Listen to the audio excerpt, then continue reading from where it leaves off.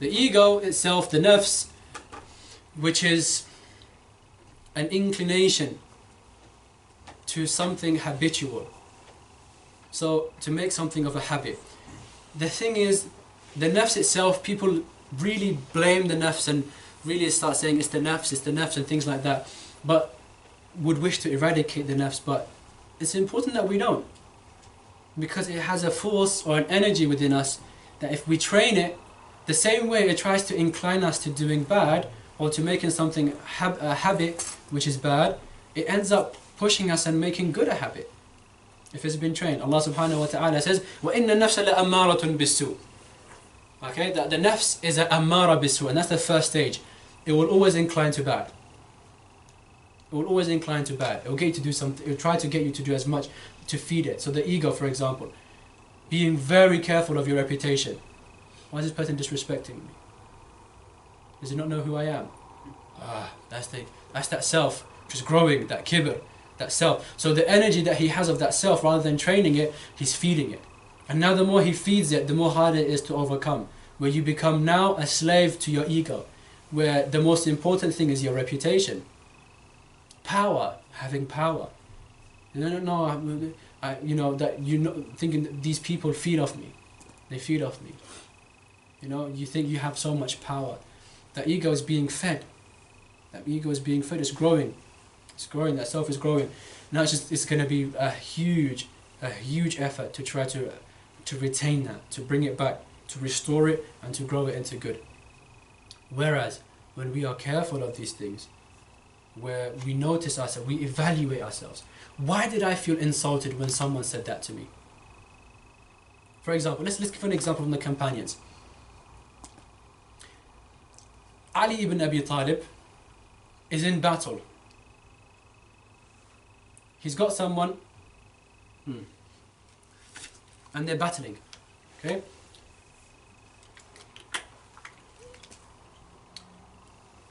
They're fighting. Ali ibn Abi Talib was a really good fighter. They have their swords, they're fighting.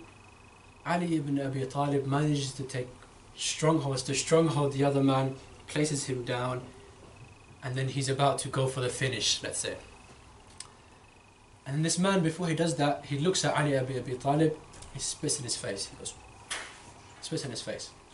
Ali ibn Abi Talib took his sword, he put it back and he left him. And then after that he was asked, you had him. Why? What stopped you? He said, before when I was fighting him for the cause of Allah. But then when he spat in my face, I was about to kill him for me, for disrespecting me. And I didn't want my ego or my nafs to do that or to see that. These companions, they're not just companions. They've been trained by Muhammad sallallahu alayhi wa sallam.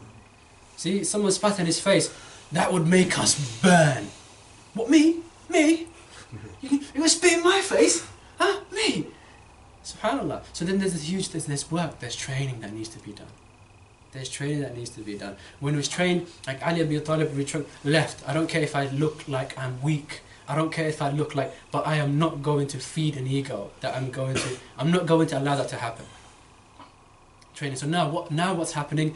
That nafs, once it's being trained and tamed, it goes into a different stage, in nafs al-lawama, the blameworthy one. So basically when you're in your studies and you're starting to train and you're trying to take over your desires and your control and take control of yourself, you're evaluating yourself every day. Why did I start that conversation? What should I have said in that conversation? So now you become the nafs becomes blameworthy.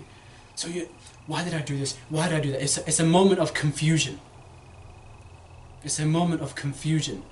Like, because you started to see the signs of it when it was ordering you to do bad, then you started to come ahead of it. Now you're confused. Is it telling me to do good or is it telling me to do bad? Where's the force going to? It's a blameworthy one. It's also, so in that context, it's that sort of blameworthy one. It's in that stage. And then what happens after that stage, if you use the right principles and guidelines which have been set for us to go through, what happens is, and this only goes through training, it only goes through experience, it's not theoretical. It's something which is felt, it's the soul. So it's the nafs, it's the soul, it's the heart, it's something which is felt. Then it goes to mutma'inna. The nafs, which is the mutma'inna, it's content now. It's content.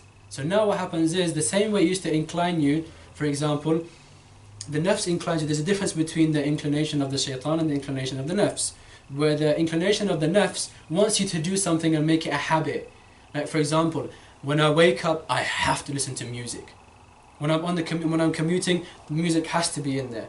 And you become so, I have to, when Ramadan comes in and it's time to fast, you're trying to stop. MashaAllah, tabarakallah, it's a great thing, it's a communal effort. It's because of the bounty and the blessing of Ramadan that you've intended to stop. And it becomes so hard for you to stop it, to not listen to it, where it becomes something which has become a part of you. That's something which is habitual. Of course it can be broken. Of course it can. But where you are in now and how deep you are into it, you see no other way. I live for it. I can't live my day without it. It's what sets me straight. You know, it makes me feel good. I listen to it for myself. It uplifts me. It can be trained. It can be tamed. And the thing is, that thing which held you so tight onto listening to music that you need it, soon if it's trained, it's the one that keeps you onto the haqq and onto the truth and onto prayers, where you need to pray. You know, at what time are we going? We're going at that time. Where's Asr? How are we going to pray Asr? I'm sorry. Let's go after Asr. Let's pray Asr first and then we go. You're not going to, you become unsettled. And a very clear example of it which I saw was when in hospital, when I go around visit the patients as part of the visiting within the chaplaincy, I see different Muslims. And you see different Muslims in their different backgrounds and their experiences, some who are very religiously committed, some who aren't. But there was this 60-year-old man. And I went to him and he was just so happy to see me. A lot of people sometimes might not greet you with that much welcome and that much. So I sat down with him and was happy, are you okay? And he told me of his story and, you know, that he's got this illness or this type of cancer and things like that. And so then he said, I've been admitted recently. And then he stopped and he was like, he goes, I have something. He had like some sort of something which stopped him from going to the toilet. Maybe it was a catheter or something. And he didn't know how to make wudu. He said, I need to pray dhuhr. And I can't make wudu. And I need to pray dhuhr. And honestly, between me and you, I spent 15 minutes calming him down. A grown 60-year-old man who was crying in tears. He was crying. He got to that point where you see children where you can't, because he couldn't pray dhuhr. So how has he made that? So that's a very active individual.